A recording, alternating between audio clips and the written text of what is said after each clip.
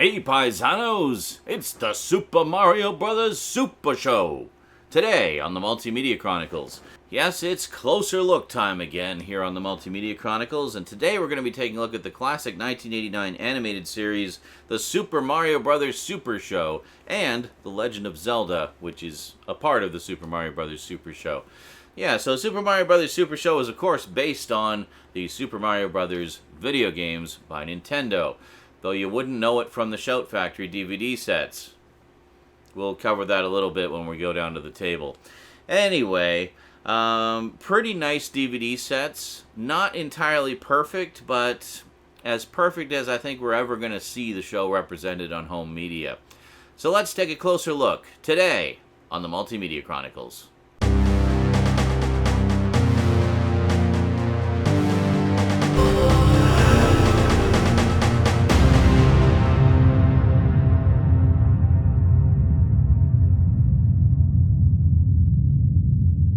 Welcome back. So the Super Mario Bros. Super Show aired for one single syndicated season of 65 half-hour episodes, running Monday through Friday in most markets. Out my way, it aired on weekends. So it took a while to get through those 65 episodes. Anyway, it's a very fun, light show aimed at younger viewers and features Captain Lou Albano of the World Wrestling Federation fame as the voice of Mario, and Danny Wells as the voice of Luigi. But not only do they provide the voices, they also play both characters in live-action wraparound segments for every episode. Yeah, so it was kind of cool. Not only were we getting the Super Mario Brothers in animated form for the first time, but we were also getting them in live action at the same time. It's like, wow, video game characters in live action? Yeah, well, at the time it was kind of a novelty. And then, of course, in the live-action segments, they would also have guest characters come in. Sometimes they were just comical renditions of other cartoon characters in live-action. Like, for example, I remember one that featured Maurice LaMarche as Inspector Gadget, which is kind of funny because he later took over as the voice of Gadget in all the Inspector Gadget cartoons. And they had Cyndi Lauper, and, you know, they would have musical guests, they would have just famous people and all kinds of stuff, usually involved in some kind of zany, goofy storyline that would play out over the course of those wraparound segments. So each episode would have the wraparound segments and essentially what amounted to an 11-minute animated story that was broken up in between all those segments. So it was a lot of fun. So over the course of those 65 episodes, 52 of them were Super Mario Bros. Adventures, and 13 of them were Legend of Zelda adventures, based on the Legend of Zelda games. Now, the Zelda characters weren't represented in live action. You know, they were just introduced and had wraparound segments featuring Mario and Luigi again. But the way it was broken up was Monday through Thursday would be Super Mario Brothers Adventures, and then on Fridays you would have a Legend of Zelda adventure. So 65 episodes, 5 episodes a week through a 13-week cycle. So you had 13 episodes of Zelda, 52 episodes of Mario, for 65 episodes total. Now you may be wondering, are the episodes complete? And that's an interesting question, because the answer is mostly. Yeah, I guess because some of the guests were musical guests, and we know how the music industry can be with licensing and such, i.e. impossible because they're so freaking greedy. And then I guess likeness or appearance fee issues with some of the other celebrity guests. Yeah, unfortunately Shout Factory wasn't able to get the rights to use all of the live action segments. All of the animated segments are there. All 65 animated stories are present and accounted for. But when all is said and done, there were 11 of the 65 wraparound segments that they were not able to get clearances to use, so sadly they have been omitted. And while there have been other home video releases since the Shout Factory releases, none of them feature any of the live action segments. The Shout Factory set is literally the only place you can get the live action segments, with the one exception of this solitary single disc DVD release. Yeah, which just has 4 random episodes of Super Mario Brothers with the live action segments intact. Hooray! Now that said, the 4 episodes that are on that volume are also on the Shout Factory set, so if you have the Shout Factory set, you're not getting anything else by tracking down that single disc release. And then to add insult to injury, Nintendo would not allow them to mention the video games in any way, shape, or form in the extras. Yeah, so they were only able to do extras that related specifically to the cartoon and the production of the cartoon, but they could make no mention of the video game origins of the characters. Why? What is the purpose of that, Nintendo? Do you think somehow people won't figure it out, that they don't know these characters? They'll just think it's some other thing unrelated to the video games? Like, I just don't know what the mindset there was. Like, why couldn't they mention the video games? I don't know. Nintendo just seems to be one of those companies that's incredibly protective of its licenses, and for whatever reason, they just wouldn't let Shout Factory do anything about the video games. And that goes not just for these sets, but also for the other Mario shows and the Captain N sets, all of which we're going to take a look at in another video. So, yeah. So it's as close to complete as this will ever be on home video. Now, if you can't find these volumes, which is entirely possible, they've been out of print for a while, NCircle Entertainment did re-release all of the animated segments in a few DVD sets, which we'll take a look at the end of the show here. In the meantime, let's head on down to the black table, and we'll take a closer look at Shout Factory's more or less complete, well, at least as complete as they can be, collections of the Super Mario Bros. Super Show and The Legend of Zelda. Okay, paisanos, here's Volume 1 of the Super Mario Bros. Super Show. Yeah, good stuff. I watched this a little bit when it was originally on. It was kind of a little bit too young for me. I was in my late teens, early 20s at the time, so it wasn't quite up my alley. However, that said, my friends and I used to play the Super Mario games all the freaking time. So while it was kind of silly and cheesy and goofy for, moody young adult me, I still watched it fairly often because, of course, I just love the characters and the games and everything. And I mean, who can not love Captain Lou as Mario?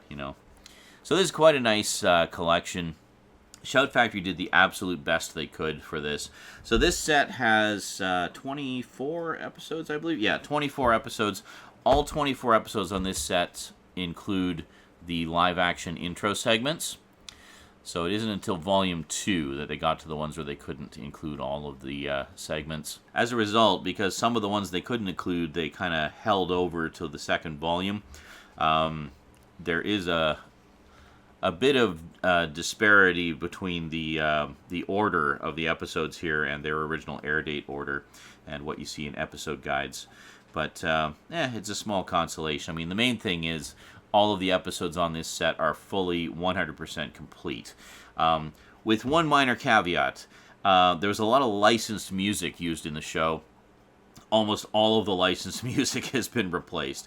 But that said, I mean, there was literally no other way to release the set. So, I mean, this is by far the most complete, definitive set we've ever had in North America. So, it's definitely the way to go. So there you go. It's a very nice discard. I don't think there's any artwork underneath. Oh no, there actually is. We get some little character pics there. Yeah, very, very nice. Okay, so then just basically a big digipack here. And we just slide that around. So we got King Koopa and Princess Peach there. There we go.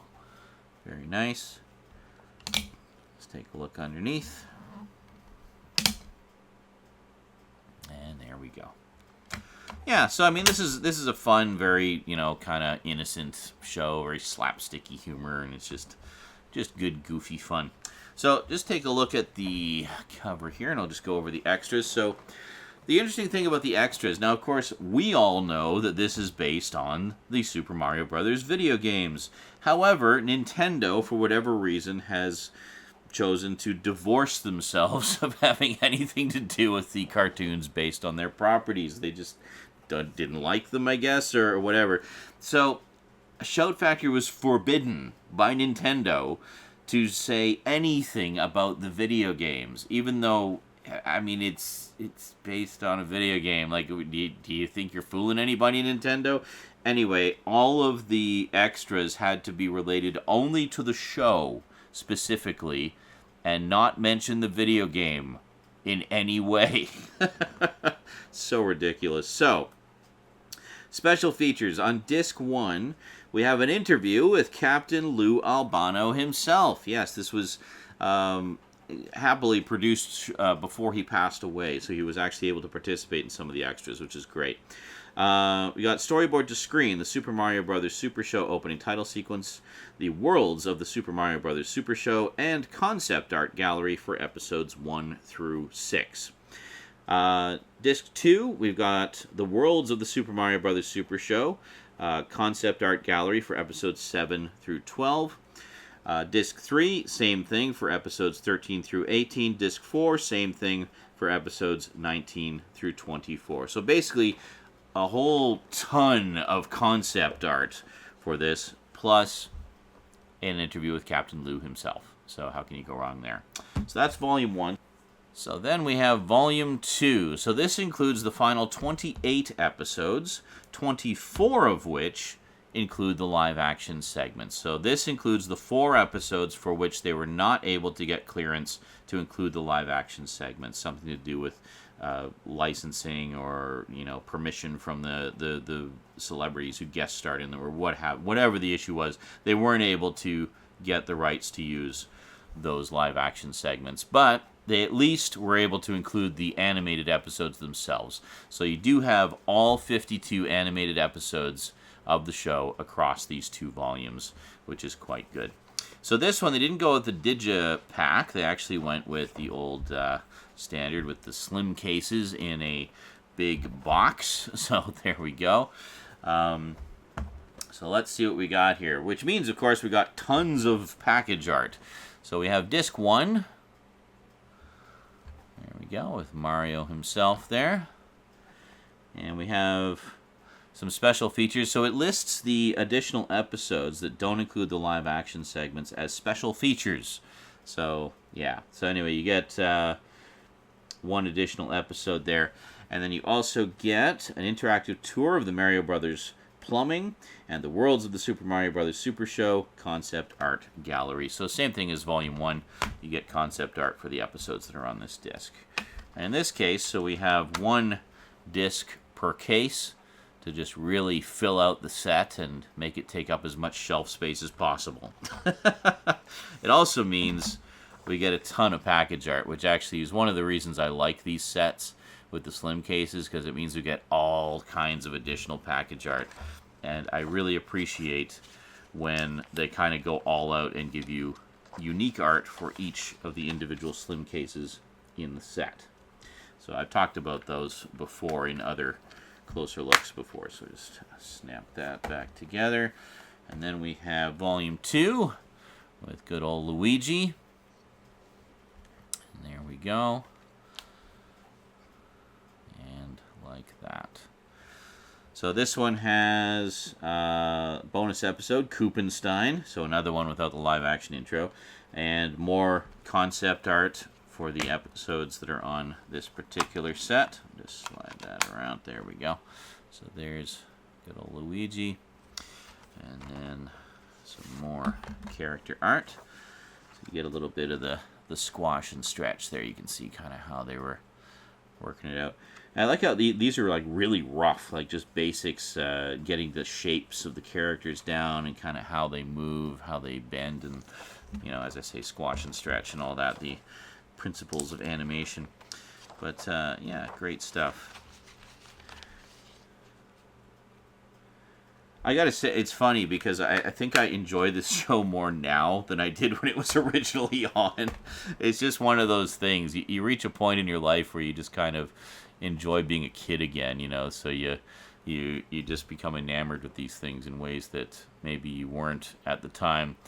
But yeah, I mean, I always liked it when it was originally on. Like I say, it was a little bit after my time, just a hair after my time.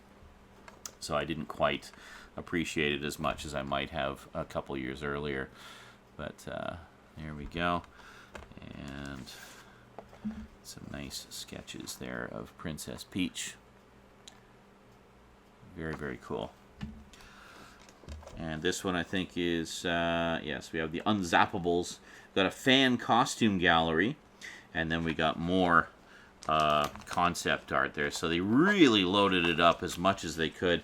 I got to commend Shout Factory for this, really kind of working within the ridiculous confines that Nintendo placed upon them with this set to give fans something really cool, despite not being able to talk about the video game origins at all. It's just so ridiculous to me.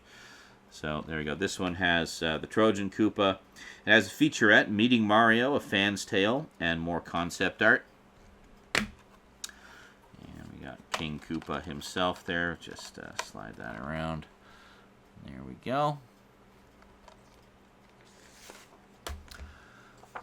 And look at that. Some nice, very nice designs there, showing him both menacing and kind of silly as well. So, very good stuff. So, of course, the Super Mario Bros. Super Show was a daily show. It ran Monday through Friday. So, Monday through Thursday, they would have Adventures of the Super Mario Brothers. And then on Fridays, the Mario Brothers would take a break. But we'd still have live-action intros with Mario and Luigi. But on Fridays, we had The Legend of Zelda. Yeah, so another famous Nintendo property for which Shout Factory was not able to talk about the video game origins at all. So they decided to put out Zelda in its own collection. So there actually are no Zelda episodes on the Super Mario set. So the Super Mario set is just the 52 Super Mario Brothers episodes.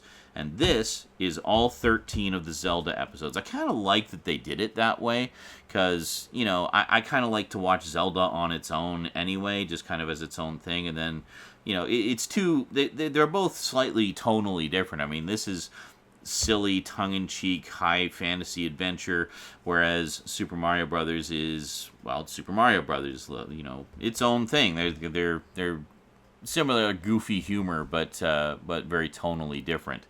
So, yeah, very nice. So this is quite a nice set. Now, this one does not include all of the live-action intros from the 13 Friday episodes. It includes 5 of them. Yeah, so there's 8 missing. Yeah, so over the years, fans have rallied together to find all of those missing live-action intros, and by this point in time, you can find the vast majority of them on YouTube. So we'll just go through what's included in terms of the live-action intros on this in a moment here. But there we go, some nice disc art there. So this one is done just as a digipack again. So we have Zelda there and Ganon there. So let's pop these out. We'll take a look at the artwork underneath. Very nice. I think I actually watched this more than Super Mario. I've always been more into the sort of the fantasy stuff anyway, so this was kind of more up my alley, even though the humor in this is just so ridiculous. Like, how many times can you say, "Excuse me, princess," you know? Yeah. There's actually some supercuts on YouTube of every single time Link says, "Excuse me, princess." Considering each episode is like 11 minutes long, the other 11 minutes was the live action stuff. He says it a lot over the course of those 13 very short episodes. Okay, so special features. On Disc 1, we have the Legend of Zelda match game. And the White Knight episode includes the live-action segment Wild Thing with Moon Zappa. So that's one of the live-action segments.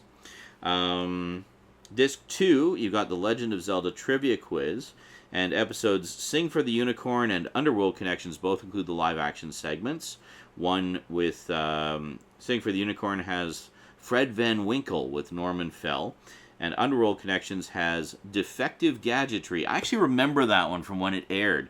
It's basically a live-action Inspector Gadget starring Maurice LaMarche as Inspector Gadget. And fun fact, Maurice LaMarche actually voices Inspector Gadget in a lot of the more recent reboots of Inspector Gadget, which is kind of cool. And then finally on Disc 3, we've got a downloadable character sketch gallery.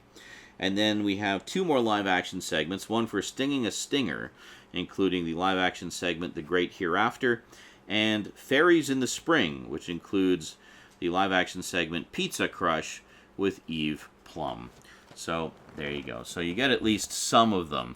So I guess what does that leave? Like 12 unaccounted for over the course of the series, something like that?